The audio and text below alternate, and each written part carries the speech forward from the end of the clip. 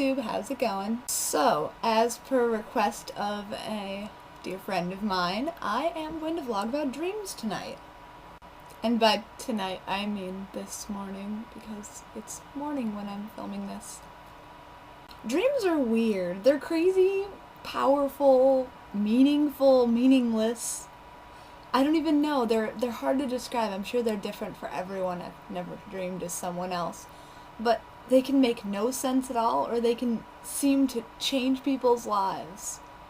I don't only have normal ones that reoccur, though. I have some pretty weird dreams myself. Okay, take the one I had last night, for instance. It was out there.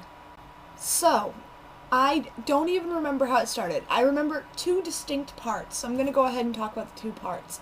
Backstory, I woke up at, I think it was 7:16, and I don't usually get up till 8:30, so I thought, not getting up. So I kind of rolled over and went back to sleep. Now, I don't know if these are connected, but the first part of the dream, I was first this centaur.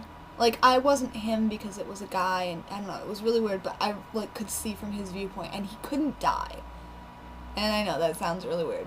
And then the other part of this first part, I was this group of hunters who were trying to track him down. It was, like, in the middle of a jungle, in this beautiful clearing. It was all lush and green and just gorgeous, and everyone dies except one guy. And he's, little guy, he's shaking, he's scared. And the centaur says, you go back and you tell people to leave me alone, I can't die, whatever, something like that. And then the centaur throws some weapon at him, and he does it just to, like, scare the kid, and it, like, just barely nicks him in the arm.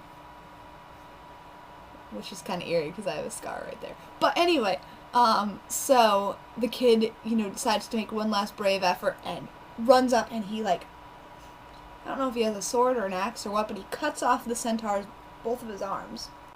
The kid, of course, is terrified, and the centaur just kind of shakes his head. His hands grow back, like, get all misty, and then just grow back, and then he kills the kid. Now, I don't claim to know what that has to do with the second part, because the second part's what really stuck with me. That's the important part of the dream, I think. I don't know what it means, but it felt more muchy. So, in this second part, I'm going into a church, and it's not, I'm Christian, it's not a Christian church, it's a Catholic church, and I know the differences between Christians and Catholics, but, I mean, there's a lot of things about Catholicism that differs from my branch of Christianity.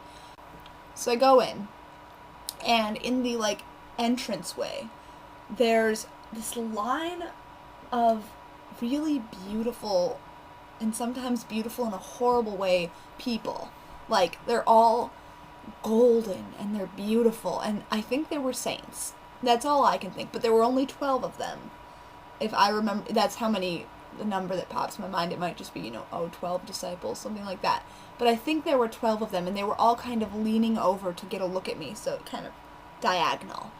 And so they're all standing there, and I have to walk past them, and then at the very end of their line is a priest, a living, earthly priest.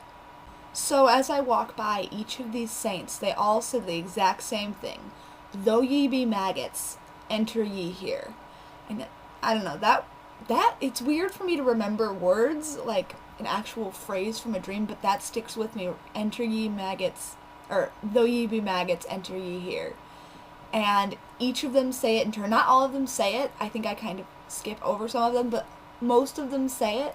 And at that point I realize I'm in a group of people, not like a big group, but there's a few of us.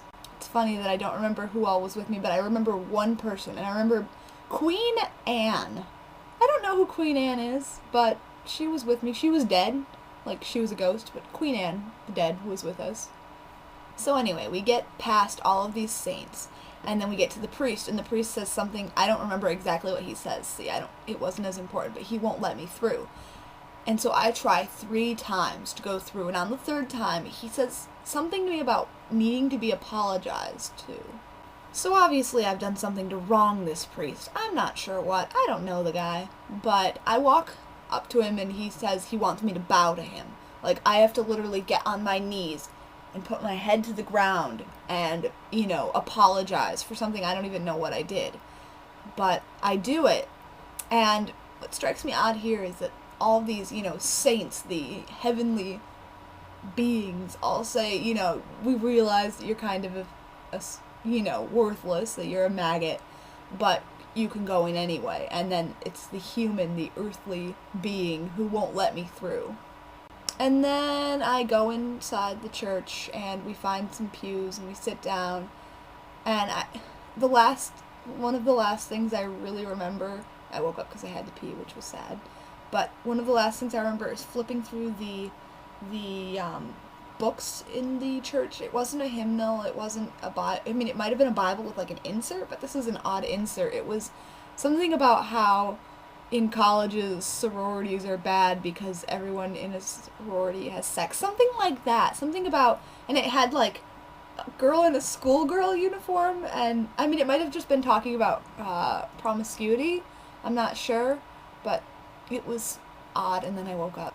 So yeah, dreams. They can be interesting, they can be really weird, they can be completely mundane, but still, whether or not you remember them, everybody dreams, and it's more fun when you do remember them, because then you can vlog about them.